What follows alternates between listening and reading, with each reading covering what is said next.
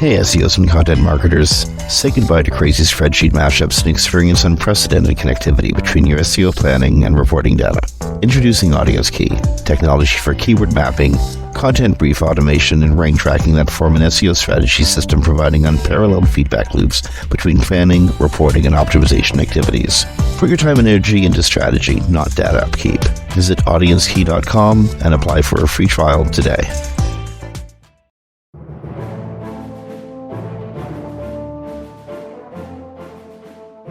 Hey everyone, welcome to Webcology for September the 25th, Monday, September the 25th, date of recording. Last week, Kristine had COVID and I had lost my voice. I've actually barely gotten it back, but apologies for missing on the 21st. Again, Kristine, how you doing, by the way? I will tell everybody, the first time I had it, I didn't think I'd make it through. It wasn't like that this time. But very, very, very sick for 5 days straight. Couldn't even get out of bed.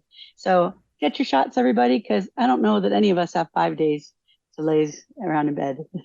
So, Well, but yeah, I'm doing much better, but I'm still only about 60% there. So most people working in the tech world or in the webmaster economy, it's we don't actually get a heck of a lot of time off. 4 or 5 days away from whatever our responsibilities are might, in fact, be a very bad thing or a very difficult thing. Kristine, as I'm sure you know, it's often an impossible thing. yeah, I'm very lucky. I have very nice and understanding clients, and I didn't have anything super critical that had to be turned in last week. But 5 days as a solo contractor consultant, yeah, that's a lot of time. So, and I did get the antivirals, and I highly suggest them. I know other friends who've had it who have been out for 14 days. So it seems like it's probably cut my time in half for the serious part of the illness. So Optimize your COVID experience with antivirals. the Google way. And again, to the two members of our audience and to our sponsor, Audience Key. So sorry we missed last Thursday. We promise to try to not get COVID or lose our voices again. Really, we promise. Promise. I sounded like a robot last week. Okay, so this week and last week there was a heck of a lot of news to cover, and that's actually why we're doing the re-recording of the show today. Just because there was so much to go through. A lot of it AI focused, a lot of it Twitter and social media focused, and a lot of it Google focused, Google organic. It's hard to tell what the biggest stories of the week are. The major advancements in AI, and given that might be the field or the area that is the underpinner of the greatest change in our industry in the next year to 18 months, we ought to be starting there. Amazon is dropping $4 billion in Anthropic, the rival to ChatGPT to OpenAI, and also obviously rival to Alphabet. $4 billion into Anthropic. That's wasn't Anthropic working on a personality-driven AI? Oh, you know what? I don't know. I have to check into that one. Indeed. Yeah, that's interesting. With Anthropic, what Amazon is doing with Anthropic, that's a tongue twister. They are going to do sort of like Microsoft did with OpenAI, and they're going to take a minority ownership position in the company.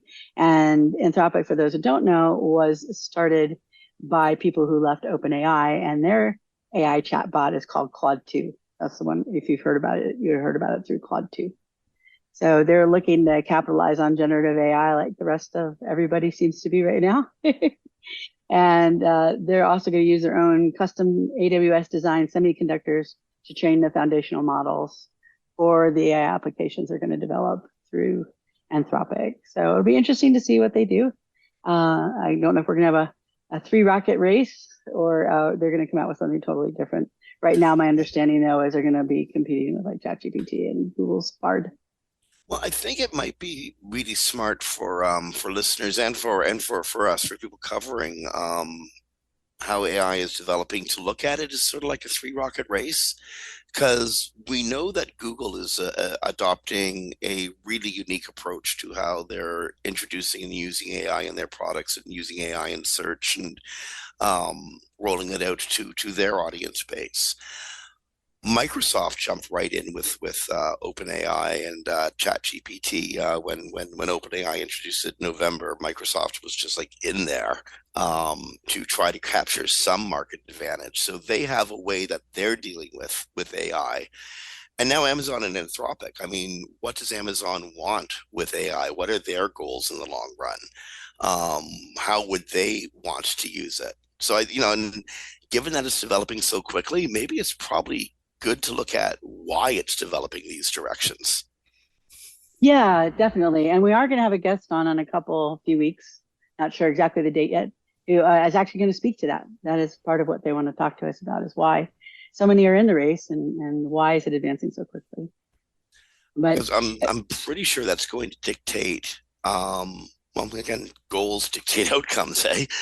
yeah, it's just kind of crazy though. It's like on LinkedIn, which is actually my least favorite platform. On LinkedIn, there's so much every day, because now that I followed some AI researchers, I get all the AI researchers, and they just post paper after paper, breakthrough after breakthrough every day. The head of Meta and Google, DeepMind, and a whole bunch of different OpenAI. All these guys are all on LinkedIn, and they're posting their research or what they're finding out or what they find interesting. So it's just moving at a crazy speed of light. Indeed, that's probably the most apt way to describe change in our acceleration culture. Um, there was a chat or OpenAI it announced a major advance with ChatGPT. It can speak, listen, and deal with images, process images far stronger. But that it can now talk back to you and actively interact with you. Yeah, it's going to be sort of like, from what I can tell, I haven't seen a demo, no live demo, that it's basically going to be like an Alexa or something. But I mean, there are concerns there because it's still an LM model, which means it still makes stuff up. So Mm. yeah, and I don't know yet, and we'll have to talk to some of our future guests about this. Like, are they going to be training on your voice then when you talk to it?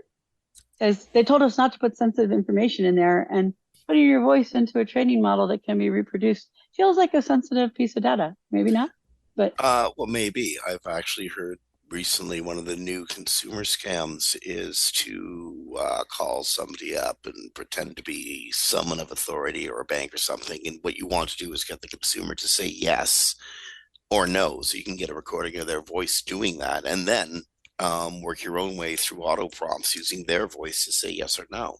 yes, So yeah, I'd and this, imagine training AI on your voice might be dangerous, provided AI is able to identify that that is in fact your voice. well, you know what? There's one that's out there that's even worse, way more nefarious. They get a recording. How many of us have like videos out there with our voices on it, right? And they make a call to a family member from that person using AI and generated answers. Oh, is And this the old grandson in yeah, Thailand needs $5,000 routine? except now it's your actual voice of your child, or the actual voice of your friend calling you. Oh, So imagine yeah. imagine when the Gamergate folks get around to swatting people this way. Oh my gosh. Oh yeah. I haven't had a chance to really deep dive into the dark side of all this yet. Just a little bit while I was DEF CON. Now, And it's very concerning. Again, this is why you don't take a model like an LLM and just dump it in the world without any restrictions or regulations. But and anyway, again, and maybe they are. I've used Alexa extensively for the last, I don't know how many, like a year and a half, 2 years almost, and it's become part of me and my partner's life at home. In fact, my partner Shauna very much interacts with the internet using Alexa.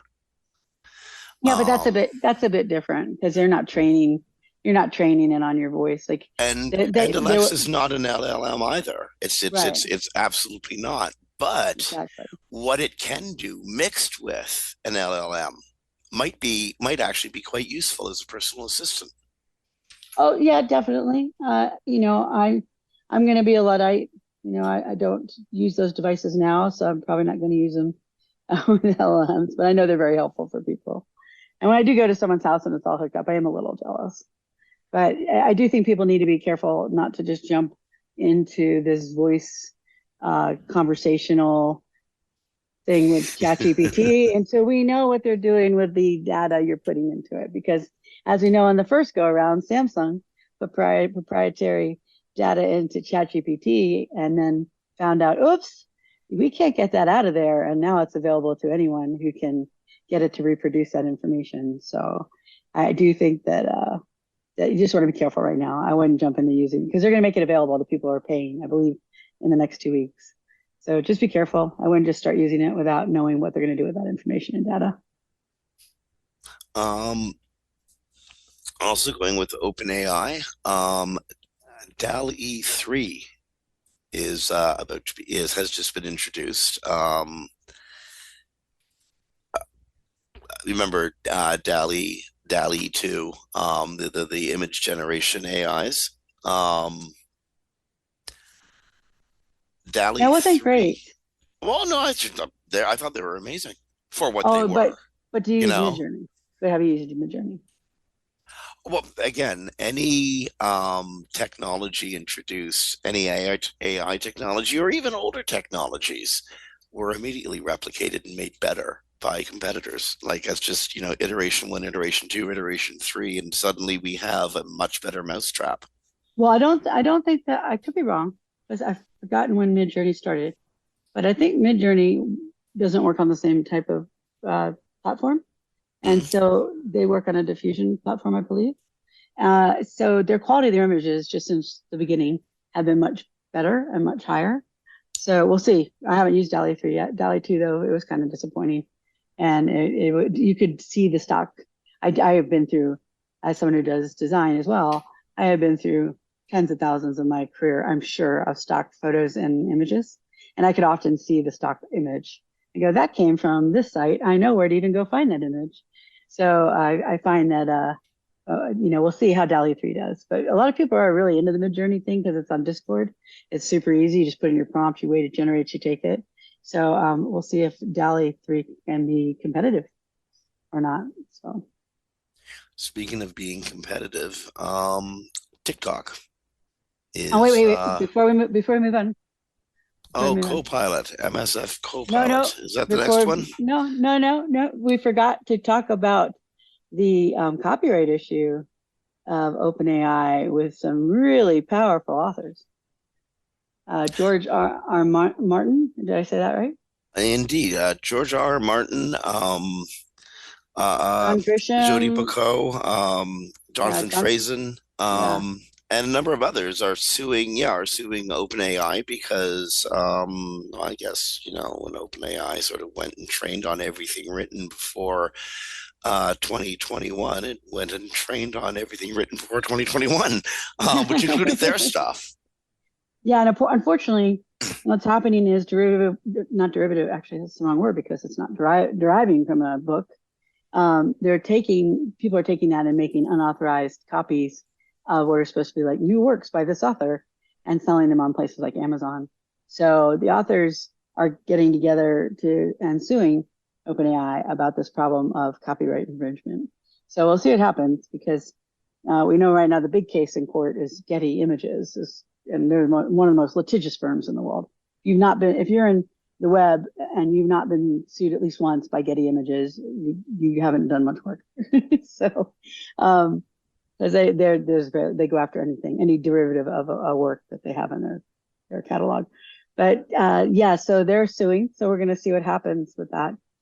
They do have legs to stand on, and they also want to see about how authors can get remuneration for what they train on. So our guest actually this Thursday will be talking about that aspect as well, from the group called ARG.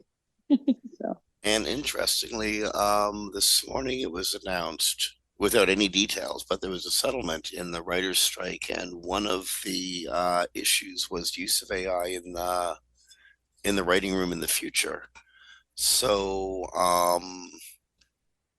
how to say that settlement may this is all completely um, law without precedent. Case law exists around copyright, and that's actually incredibly well defined. But no one's ever tried anything about like yeah. training on information found in the public realm. Could the internet be like considered the public realm, and anything that's posted to the internet be considered public, even if somebody put it up there illegally? Mm, public if it's illegal? Well, None of it. if you have to scrape somewhere for lots and lots and lots and lots and lots and lots and lots of content, Yeah. in that I mean, what arguments could be made, right?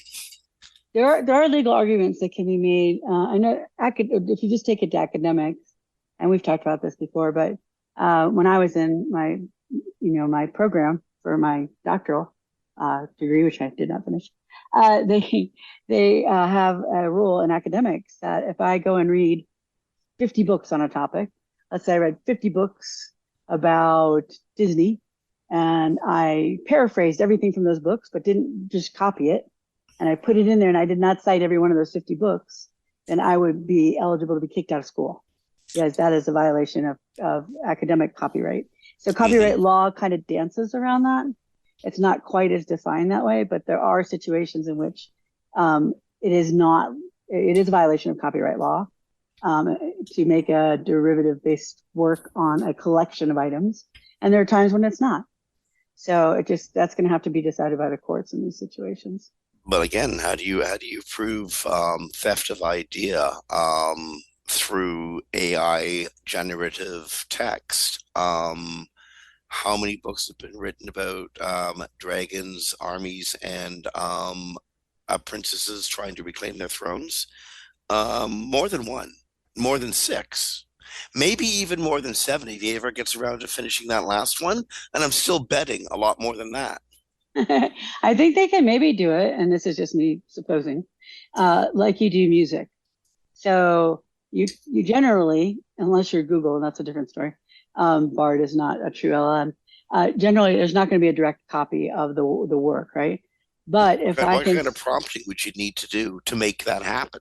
well, wait, but what if I say I would like you to write a book about dragons and blah blah blah, and sorry I didn't see Game of Thrones because it was way too bloody and gory for me, but but and I want to do it in the writing style of George R. R. Martin, and then it does it.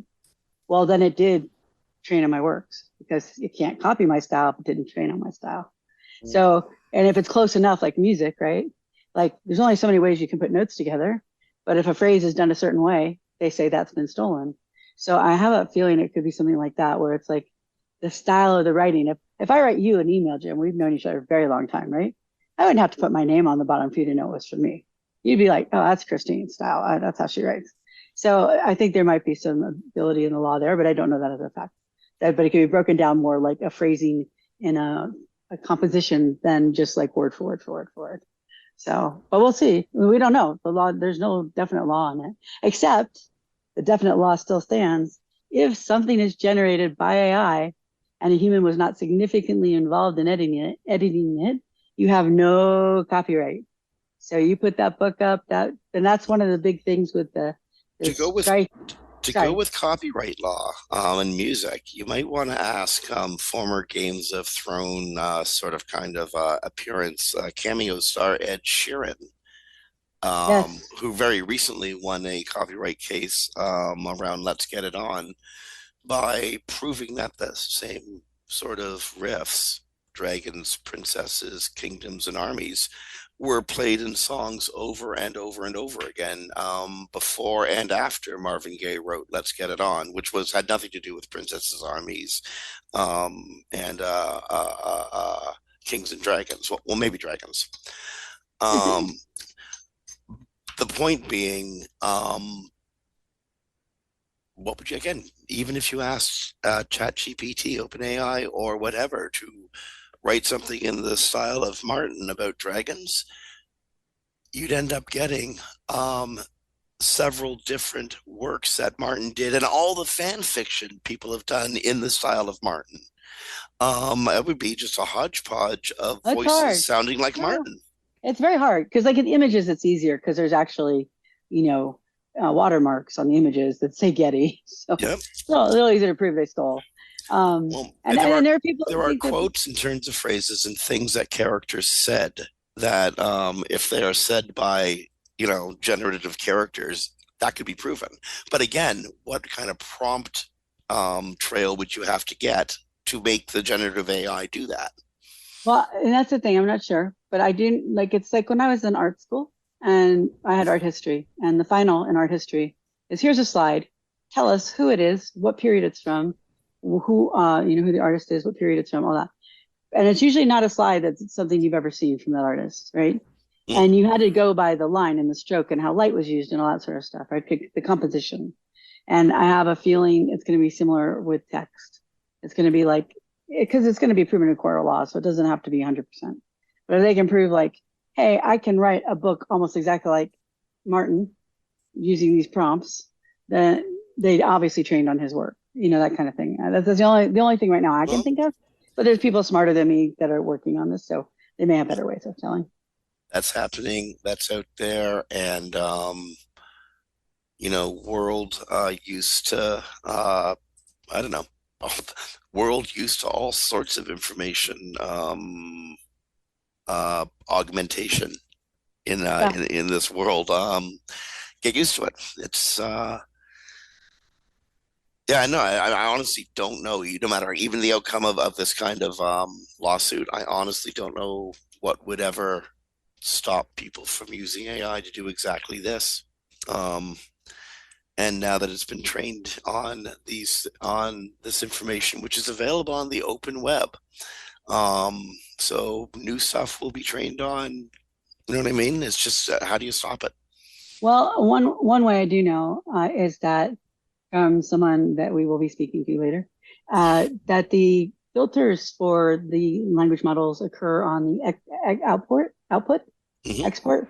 I was going to say X output all in one word. No, that's not a word. So my brain on COVID. But so the everything that goes in, it does what you tell it to do.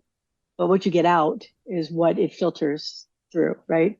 So it could be you're not allowed to do anything in the style of XYZ, ABC, and we will put on 10,000 parameters that prevents that.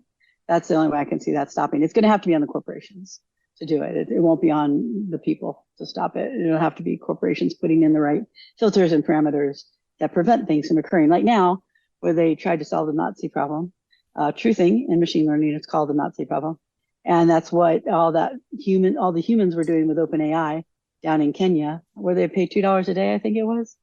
And they were filtering out all the worst of humanity from the training set so that they wouldn't have a Nazi problem. So there's no way to get back something like that, or if there is, it's very difficult. So they could do that with content, like works of art, works of authorship. They could do that, but I don't know that they'll do that, but they could. We So shall see. we shall We shall see. see. It's a entirely new universe of law argument and outcome and precedent. We'll see what happens. Okay, if only there was a sorting machine that was capable of looking at information, ascertaining the veracity of it and the strength of it and stuff, and returning you a whole series of result sets that you might be able to choose from, so you can select what was right for you. If only that sort of thing existed. TikTok might come to the rescue by serving Google search results in TikTok, and maybe that's Google solving a problem that's coming down the road for it. Yeah, TikTok spokesperson confirmed to Business Insider that Google Search features one of the third-party integrations the app is currently testing in some markets. I don't know though how Google. Um, I saw a whole bunch on from the security side about the surveillance that's going on with TikTok from China. It came up and raised its head this week again, so I'm not sure how Google is going to navigate that if that turns out to be a really bad thing in the future. But right now, looks like Google is going to try to do that, and that's because Google believes that younger people are like not searching for a lunch spot or a recipe on Google anymore. They're searching for it on TikTok, and there is some Well, research that shows in niche searches what that they're is searching true. what they're searching for is other people's experience. Right. They want their peers to tell them what's right and wrong, not some marketer, or what's good and bad, not some marketer to do it. Well, and also but there's these bad studies that go out. Like the last one was a 95% female captured audience study. So it's not a Mhm. study. It was like, oh, it's like 50% using TikTok for all search. And it's like, no, that's not what's going on. But there No. are niches where they do like to see the experience someone has, but they also still like to go get reviews from Google. So it's not Mm. like they're not using Google. It's just that they have found that they also like to search on TikTok. And I do teach a So, class at the university with a friend every semester. And I ask them every semester, what are they using for search? And none of like out of the whole class of like 60 people, 2 people were using TikTok on any regular basis. So I know it's just a little small audience, but I have a feeling it's not 50% or even close to that. They're doing major searches on TikTok because I've tried and it's an awful mess. So I think integrating Google will really help them and it will help Google access a younger market. I wonder who approached him. Did TikTok come to Google or did Google go to TikTok? Because again, Google is worried about losing audience, and Google Yeah. is losing audience to Reddit, to TikTok, to even hell. Google's losing audience to itself through YouTube. Yes.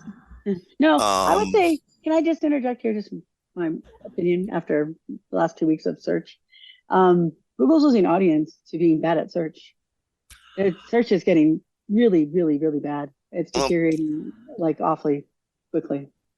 that So certainly brings us to an argument about the helpful content update.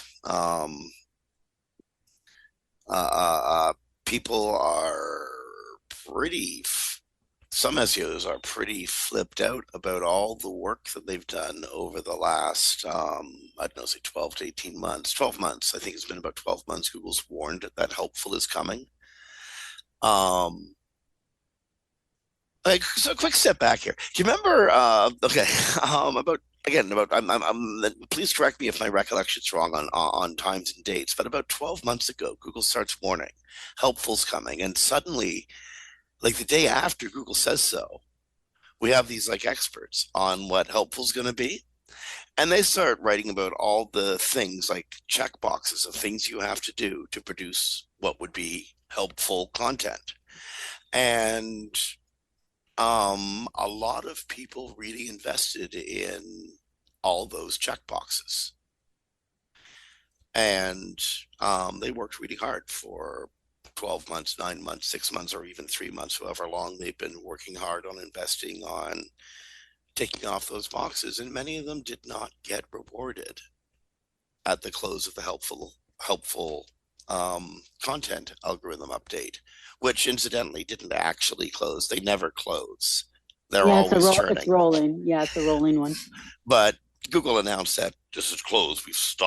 They've stopped introducing it into the stream, but it's always turning. So it may still even out. We don't know how it may even out weeks into the future. But right now, people are complaining that after all the time and investment that they put into doing all the things, freaking content from Reddit's coming up ahead of theirs. So Yeah, much so that Google's come out and had to say, yeah, we're not rolling this back. they should think about Sorry, it. not sorry, but we're not rolling this. Well, sorry, not sorry, we're not rolling this back. Um, it's as John Mueller said, it's sad to see people put their heart and passion into making something and not seeing reward, but maybe that wasn't what Google actually wanted. Well, there's a couple things. Is one, a lot of people I see that are upset did AI sites. So we don't know for sure yet that that's, I know, I believe, I don't know. I believe that it is targeting AI, straight AI content, because there are just things it can't meet, like originality. The AI can't meet that. So, but I think also the checklist for the helpful content update is pretty ambiguous. You know, it's not like do XYZ and we will reward you, you know, like do CWVs and hit these thresholds and we will reward you. No, this is more like make it helpful. Okay, Mhm. well, Google, what do you mean by helpful? Because you have algorithms that are made of mathematics, that are made of processes that actually analyze what that means. So you've translated it into numbers. So you know exactly what helpful is, but you're not telling us what helpful is. Well, And then you're they've like, they, well, they've use suggested that that actual honest to goodness user reviews are helpful. yeah, but that's the thing. Does that mean now that if a tech company gets does a product review from a tech sheet they're given, that now that doesn't count? Do I just want somebody unboxing it from Reddit? No. No, So, no, no, not at all. but I don't know. We don't know. In We fact, don't know. the as many types of content, looking at, reviewing, describing a product, a service, a thing, um, is helpful depending on how you do it. I mean, if you're overdoing it, Well, keyword stuffing it, and not actually describing it, but marketing it, that may not be helpful. but in the actual things that they list and for you to look at to do, it tells you to use experience, personal experience, writer's experience, and they Mhm. emphasize that, emphasize that, emphasize that. I have not been able to get an answer. Okay, but that's not always a valuable way to review something. So is that I think that's very context driven, though. If is it though? it's They don't say medical that it is. advice, you'd want somebody qualified to actually give that Well, that's advice. different. I'm talking about products, and I'm talking. Yeah, I'm not talking Well, about. indeed, if it's a squirt gun, you'd want somebody proficient. I don't know if squirt gun's a bad example, but say it's an auto part, you'd want somebody who's can describe how this auto part is used, actually used. There's another But bad example because people don't buy auto parts anymore, do they? yeah, so well, sometimes, so what I'm trying to say is when they put out their questions for you to look at, they're like, um, has someone used it? Has someone, worked with it? Has someone had direct experience with it? Well, that's not always how reviews work. A lot of times, it's an expert reviewing something that they don't have physical access to. So is that now less valuable to Google than the personal experience? Because I tell you, in the search results right now, I am seeing like a bunch of really just relevant Reddits and I forget, there's like four sites that are showing up with user generated content. And I'm looking for something specific that needs an expert opinion and review or view. And I'm getting Reddit posts. And I'm like, this is not helpful at all to me. But Google has decided that they're very helpful because they Well, don't want people to do they want people to come there who are younger who use Reddit, right? But for me, they're not I th helpful, and so I so think we'll it's a little see. more than that. I mean, they may be skewing to Reddit content for that reason, although I don't think that they actually would, unless they're experimenting with looking at Reddit content. But uh, uh, uh, I think what you see this week isn't necessarily what you're going to see next week. And even if you see a dramatic change in what SERPs look like, it doesn't mean they've rolled back the helpful content update. It just means that the algorithm is grinding away and comparing the entire web against itself or against Well, the relevancies of itself. and we have to remember it's a machine learning algorithm, so it is going to change all the time. But here's a statement from I couldn't find it. Sorry. Focus on people first content is a big driver of the helpful content update. And bullet point number 2 is: does your content clearly demonstrate firsthand experience and depth of knowledge, expertise that comes from having actually used product, service, or visiting a place? But that now does that elevate above all other content? Like I haven't been to the moon, but I interview an astronaut and I write about it. Well, So presumably the is that now astronaut not a has, so yeah? But their let's opinion say would carry some right, gravity, but about a he's not fifth writing anyway. it. He's not writing it. Though you're writing about his experience, right? I'm using it as an extreme example. But so does Google now not value that that article as much because the astronaut didn't write it? Well, again, there's a That's the zillion, question, and we don't but know because but it's to, too vague. to that answer, I'd say there's a zillion other factors that maybe Google hasn't even mentioned on one of their web dev help pages. Um, you know, although citations coming to a website in the form of links are not as important as they used to be, quite clearly, and haven't been for quite a while.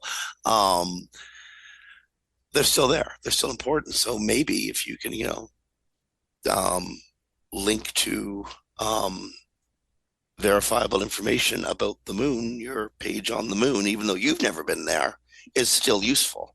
Don't forget, nobody else who's writing has been there either. Right. I'm just saying I don't know now where they how they place that against the experience content. So I'm not saying they don't say it's useful, not useful at all, but is the experience content going to outrank it because it's just Well, experience? Like, have they put here's that's an such a example. big thing Here's an now? Oh, example. Um, my best friend when I was in my 20s and 30s, Tim, when I lived in Victoria, is a sailor. He's a lawyer and he's a sailor, and that's what he does with his life. I've gone sailing with Tim several times, but Tim is a sailor. He spends a lot of his life on the Pacific Ocean.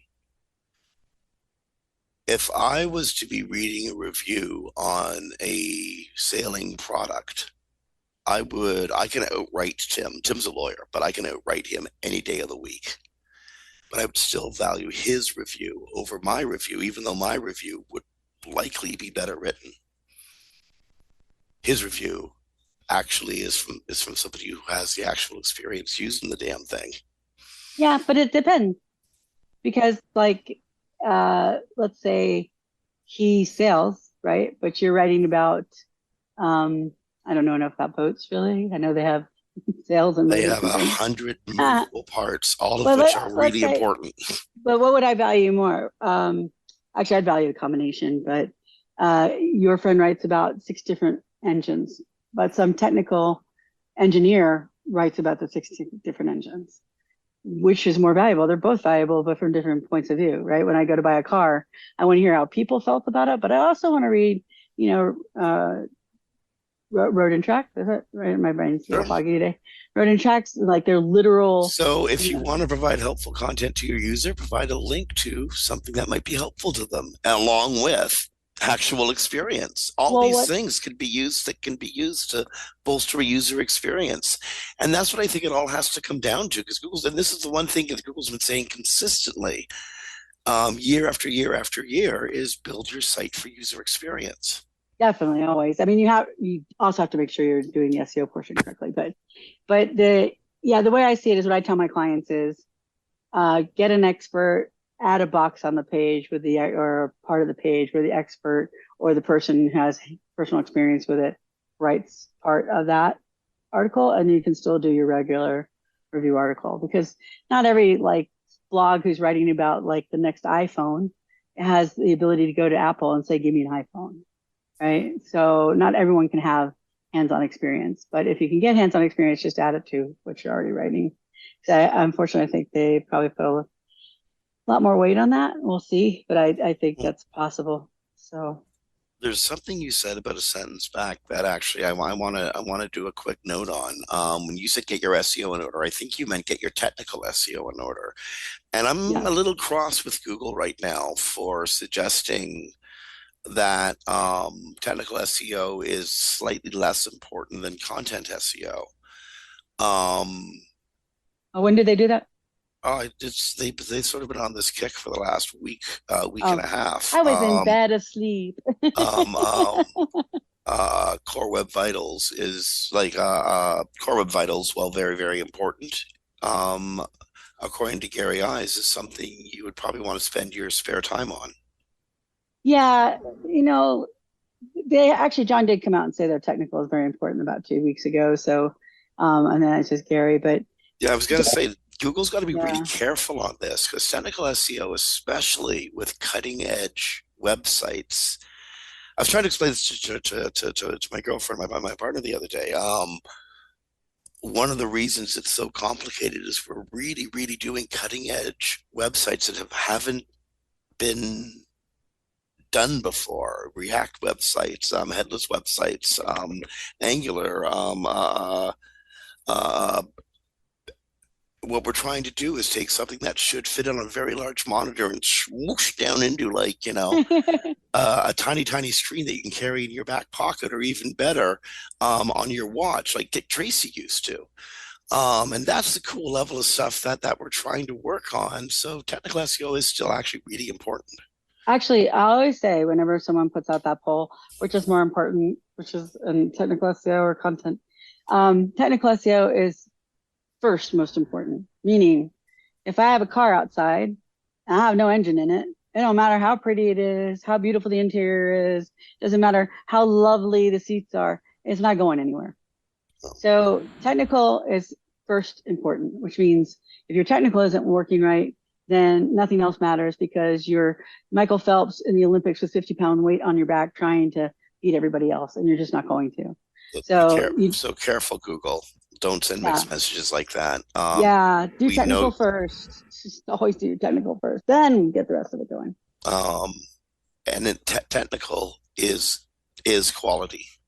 Technical is an important quality thing, but content is what Google is ranking. If it wasn't for content, Google wouldn't care in any way whatsoever. But if you can't read it, there's nothing to care about. Exactly. Um, so going back to this, helpful isn't necessarily one, two, or three things. Helpful, I think, is an attitude. It's about getting your user from A to B to C to checkout, or wherever logical outcome is, that what the conversion goal is, or the user goal is, but making sure that they have a useful and informative user experience that quickly gets them from A to B to C to exit point in a natural order. If you do Well, that, if you do that and you're providing good, strong, verifiable information, um, yes, heavy on actual verifiable user experience. I like this product, um, or I can link to the meteorological forecast that says it's going to rain tomorrow. You know what I mean? Like you're not the meteorologist, but you can get them to the meteorologist if they need to get there. That's helpful. well, I also think though, so my view on helpful content update is this, and I do think from some of the things John has been saying the last couple of weeks that there's some backing up from Google right now about it. And that is Google has trillions of documents of content. Mhm. Last year, before the HGU rolled out, there were people telling John they put out entire websites and nothing was getting indexed for months, not like a little bit of time, 3 months, 6 months. And John's like saying, well, you have to make it useful. It can't just be good in quality anymore. It has to be useful.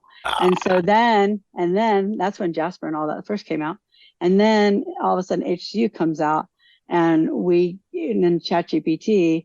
And if you read, and I tell everybody, read the guidelines, you do not have to believe me. Read the HCU guidelines, and it says things like must be original, can't be done with automation, right? So Google isn't targeting AI content like we have an AI reader who can say this is AI content. They're not doing that. But in the HCU, many of the requirements AI cannot meet. It can't do original information. It can't do, I'm reading straight from the requirements right now. It can't provide insightful analysis. It doesn't, if because you're it can if you're only, if you're churning out a site of 100% AI content, you're probably not going to rank well. Or if you or for do rank long. well, it'll probably degenerate rapidly. Yeah, and Um, John has said this in two separate occasions about the rehash. And he's like, it's rehashing content. And so you're starting but with a dead anchor on your website. And why would you want to start from behind? And then they had another thing that came out and just, Google has said, even last week, Google said basically saying it's contextual. It's how you use it. Um, if you depend on it and it's providing all your content, it's not going to work for you. But if there's some AI content that is providing verifiable, actionable, useful information, Again, useful means a lot of things depending on what the user is supposed to be doing in on that page. Are they there for information? Then what are the tick boxes for an information page? Are they there for product? Well, one of the tick boxes is how do they get to the next stage of their purchase decision? All of that is moving the client, moving the user through the page, through the site. Well, and it's like John's, I really think it boils down to something as simple as this. Google has plenty of documents in the corpus now, right? So it doesn't need any more documents, right? So John said to somebody on Twitter last week, focus on unique, compelling, high quality content that adds to the web. And then he said, I think you should focus on unique, compelling, high quality content that adds to the web. As you have it now, it looks like a compilation of ChatGPT output on topics that tons of sites have already covered. So remember, when you're using an LLM model, doesn't matter which one it is not an information retrieval. I'm not telling you, I'm telling our audience, Jim, that it is just a regurgitation. It's a rehash. It can only just summarize what it trained on, and then nothing outside of that. So it can never be original, straight out of the box, and it can never be unique. And so it's not adding to the web. So why does Google want to take their resources on that content? Now, I know plenty of people have done AI sites and immediately out of the box are doing really well, and that's great. That's because the algorithms meant to get rid of that content haven't caught up yet. And they may not catch up. There are always sites that get away with stuff. But suddenly I saw a whole bunch of sites post in the last 24 hours that they have fallen off a cliff and they were all AI generated. And those sites will not come back. You're going to have to get a writer to actually rewrite all your content, because Google also has a sandbox with helpful content update. You have 3 months where you cannot recover. And so during that 3 months, I highly suggest you have real writers come in and rewrite all that content with a human touch. For what it's worth, I'm not so sure on the 3 months Well, on the they update. stated that. They stated that. Okay, I have not seen that. Yeah. There's a sandbox, a 2 to 3 month sandbox Okay. on the HCU. So what they do is they won't give you any recovery in the first 2 or 3 months. You're down for 2 to 3 months. And my guess is most of Google's big algorithms take about 3 months to run. So my guess is it just takes 3 months to run through again, but they're saying that you can't recover during that time. So I'll get the citation for you, Jim. I just don't have it at my tip of my hand right now. No, really quick. I'm sorry. I'm actually really quickly looking for that because You doubt me, Jim? You doubt me? on this one, I think I saw Google saying, look, if you work your problems out and we recrawl you, then you can get out of it in between 3 months. It's not a hard, fast time that you're penalized and then boom, you're going to come out if you do the work right. Oh no, I didn't say you're going to come out. I'm just saying you can't come out for 2 to 3 months. Well, it's literally stated in one of the documents. Okay, again, I would like to see that document because I haven't seen that yet. Okay. What else do we got here? So Google search is not going to be able to check and evaluate if there is content in the web to substantiate statements that Bard generates when giving answers. It'll be neat to see how accurate Google's responses are to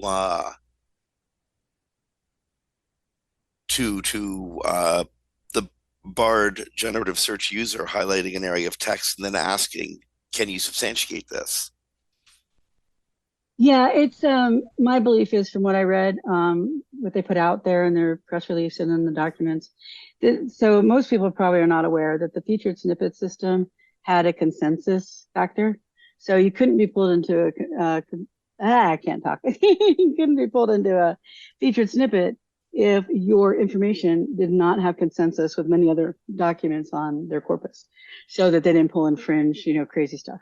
So it sounds like they have pulled that into the BARD experiment. So they're not checking facts. I saw so many SEOs post right off, and not just SEOs, mainstream media, fact checking. They're fact checking. They're not fact checking. Google doesn't know a fact from a hole in the ground, but it does know if out of 1 million documents, 900,000 say this thing and 100,000 say that thing. So if you're the 100,000 that thing, you don't show up in a featured snippet, and you're not going to show up in this BARD check. But BARDs, or well, you might show up in the BARD check because they're also going to show you if there are not a lot of claims about it. So this is like 9 out of 10 climate scientists claim that. Yeah, yeah, Okay, so it could be that level of consensus mapping. yes, Or in fact, it's actually more like 98 or to 99% of scientists agree that human-caused climate change is a very real and dangerous thing. But that's still a consensus base, not a 100%, because that will exactly. never actually happen. And I'm not sure though. I'm not entirely sure that happens in. And this is the interesting paradox that search engineers have to answer or have to cross, isn't it? Because there is no absolute certainty in science. There isn't There's pretty gosh darn certain, like spectacularly gosh darn certain. So until much so that science we finds so out much so that we differently. well indeed, yeah, but so much so that we can there's so certain that we can send a rocket to an asteroid 3 or 7 years ago and have it come back again full of mineral samples, which has happened on the weekend, by the way. It just returned to Earth and we got mineral samples from an Oh, that's asteroid. right. Yeah, that's very cool. So that's a Yeah. very, very, very, very, very damn sure thing in science. It is, but things change. We thought, Well, I mean, remember our lives growing up, Pluto was a planet. well, Pluto wasn't a planet. Then Pluto was a planet yes, again. it And I don't is. know Of what course, state it it is. is right now. Is No, it a planet right now? I don't know. But the point is, it's science is a kind of body of depressed. knowledge. It's not, science is a body of knowledge that builds on itself and is always ready to change if new knowledge comes in and proves the old knowledge to be false. So there is no fact. There's just, and the moment in time we're in, the accumulated body of research shows that X is true on all these conditions. And And that's why you can't do facts, but you can do consensus. And you can also do, let's say we say that the sky is made of blue cream frosting. And I go put that in, maybe I'm 5. And Google goes, well, that's not the consensus of many sites out there. And it'll show you that too. So it's not saying that's not true, but it will say most people don't talk about it this way on the web. So that could be beneficial. Hopefully, it'll help maybe dispel a lot of myths out there. But we'll see. in the long run, I could really, really, really, really see that dispelling a lot of myths out there. Yeah, and because it's not claiming a fact or not a fact, just a lot of people say this is true and a lot of people don't. Of course, the other problem though with that is we have AI generated content now, and we can spin up a website with ChatGPT. So I could spin up websites by the millions and change the document corpus. And change the perceived consensus. Sure. Yep, yep, and that's a weaponization that I'm hoping Google has looked Oh, at. damn it! Thanks, Kristine. Now they figured it out. Great. I know, they didn't. These Russian state national actors did not think about that. Told me. It takes them well, we could have had a couple more weeks till they figured it out. You mean the ones who like took down MGM and every single system in it through one LinkedIn research and a 15-minute call? Those guys? Yeah. Well, yeah. For those that don't know, MGM properties in Vegas were completely attacked by hackers. All it took was a social engineering call to a LinkedIn contact, and they got into the system, and the system didn't have firewalls and things like that. They got into Azure, and they took down everything from the slot machines to the hotel keys to the Bellagio fountains and parking. That was the one good thing out of it. My family was in town before I got COVID, and we didn't have to pay any parking fees all week because they couldn't run the parking garage. So it was nice. I didn't have to pay $20 a day to park. So, but anyway, so We're side we're there. Sorry about that. closing. No worries, no worries. Actually, that was an important one. That's kind of a funny one. Yeah. The one of the largest casino entertainment companies in the United States, certainly one of the largest in Nevada, was wide the hell open to being hacked. Like, oh my God. I Oh know. my And God, your credit card data. Think oh hard, yeah, people. no, they got that. They got employee PII. They got So social security apparently, numbers, everything. apparently more than the house wins in Vegas these days. Well, it's kind of funny. I contacted a friend who works at one of the big security companies and asked, like, how common is this? And he said, sadly, very, very common. That a lot of big companies do not lock down their networks properly, and they go and hide in the cloud.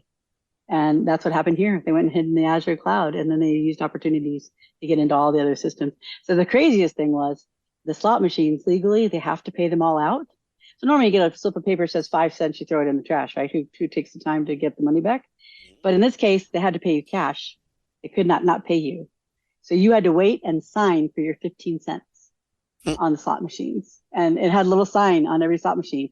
Wait for your 15 cents. And they would come around with the little boards and do that. It was crazy. And I have to say though, MGM must have had a million contingency plans put in place all at one time, but they did a pretty excellent job of handling that nightmare. So So, I can't find a. I'm too tired. I can't find a good segue. segue for this one. But anyway, we're getting close on time. So a couple of quick SEO things.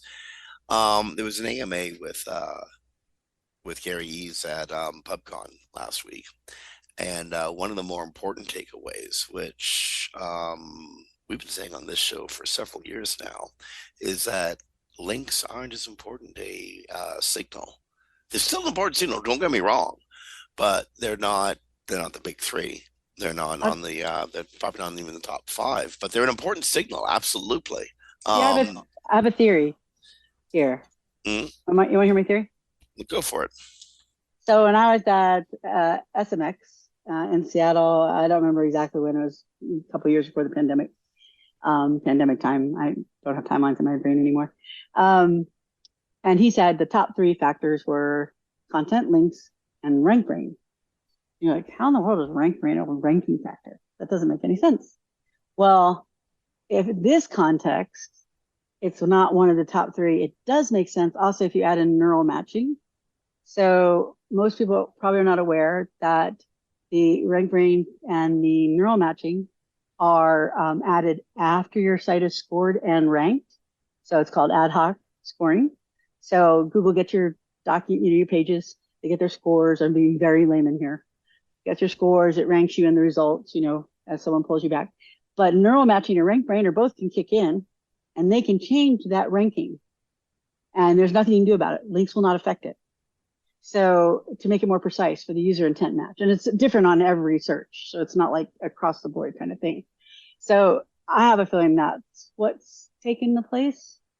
Those kind of systems where it's doing the post ad hoc scoring and re-ranking with the machine learning. But I still think links are massively important, and I don't think that they're really decreased. I just think that the post ad hoc scoring ones are above now links because links can't affect them. That's my theory. Links have always been the sinew of the web, and links have, for Google, long been the way of expressing confidence one page to another. Google sees the link and goes, yeah, well, it took a while to make that link, so it's got to be a reason they put it there. And if it's topically relevant and it's verifiable information, and that's over the years, the concept of verifiable information has become increasingly important as Google's been getting better and better and better at ascertaining what is and is not verifiable information, or at least it's trying to get better and believes it's getting better at that. Um, I think it was about 3 or 4 years ago, even perhaps longer. I'm old, so my concept of time is a little bit skewed. But I think it was like 3 or 4 years ago when Google started looking at the context of phrases with introducing that was what, three years ago, wasn't it? Um, and looking at the context of pages and comparing them to each other. This is relative to this, relative to this. And then they start looking at links and how close the pages are to each other. Um,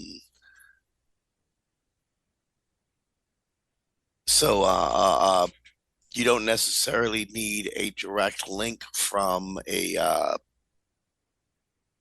topically similar page for that link to benefit you because you're close to each other and there's a good deal of topical contextual similarity between pages and language and intent of the language. And I think that's one of the ways Google's been verifying accuracy of information, along with looking at what every other page in the web is saying, and ascertaining that this is probably the right way, and uh, or the right answer. Yeah, very true. I don't know how much to add to um, that. Actually, also because I was checking our story thing while you were talking, and quality affects everything kind of came to my mind when you were talking, kind of well, related. So it's we said this a couple of weeks ago. This is the 2023, and actually we're coming up really close to it, the 20th anniversary of the Florida update. And the big thing about Florida, the big revelation from Florida, was how Google kept a dossier or a file on every website in its index. And everything that happened to that website got recorded by Google in one way or another. And all of that information in the website, in about your website, would be compared to the information in the dossiers of similar websites, of websites that you'd linked to. And this was the big revelation from Florida. Now, remember, this is in 2003, so 20 years ago, and Google doesn't do it remotely similar anymore, except when they introduced the concept of the file on every website, they also introduced the concept that the entire web compares against itself, which is heavy into what Google still does today. yeah, yeah, it is definitely very true. And the biggest thing that Gary and John said that affects everything in Google, what is it? Google search off the record. If you don't listen to it, it's on YouTube. Is quality affects everything. So the quality of the content, the quality of the technical, the quality of your internal linking structures, your navigation, your sitemaps, everything. So it's comparing against itself, and you have a lot of competition now. So I always compare SEOs as being the building inspector. Like we have a house, and the developers are your construction team, and they can make that house any way they want, as long as it stands, right?